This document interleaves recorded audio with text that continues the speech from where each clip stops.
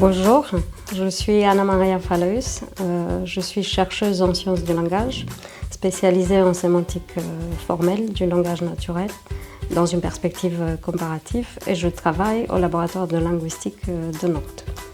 Donc, mon travail de linguiste consiste à rendre explicite ce qu'un locuteur connaît de façon implicite. Moi, je m'intéresse plus particulièrement à ce qu'on appelle la compétence sémantique, c'est-à-dire la compétence qui permet à n'importe quel locuteur de comprendre des phrases qu'il n'a jamais entendues auparavant, a priori des phrases, et ça c'est une capacité qui porte sur un nombre infini a priori de phrases, et ensuite décider dans quelles conditions ces phrases seraient vraies ou fausses, et se rendre compte très rapidement si ces phrases sont contradictoires, ambiguës, équivalentes, informatives ou pas. Et ça c'est une compétence qui met en jeu des raisonnements très complexes quand on commence à décortiquer tout ça.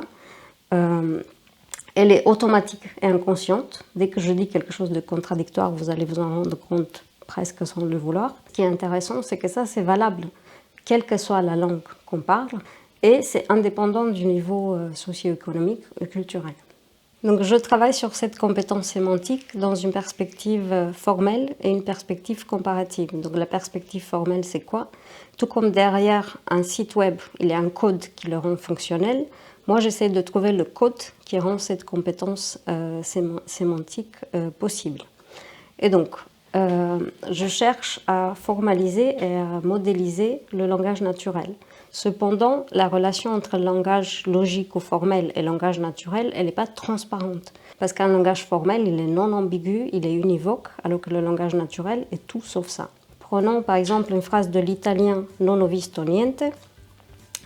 Littéralement, il y a deux négations dans cette phrase, non et niente. Mais la phrase, au bout du compte, elle dit je n'ai rien vu, et donc avec une seule négation. Et donc la question qui se pose, c'est quand je traduis ça en formule, est-ce que je mets deux négations ou une seule négation?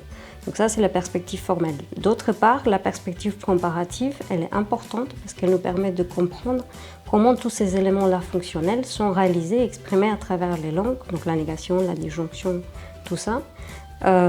Et ensuite comprendre qu'est-ce qui est systématique, qu'est-ce qui varie et qu'est-ce qui ne varie jamais et qu'est-ce qu'on ne trouve jamais.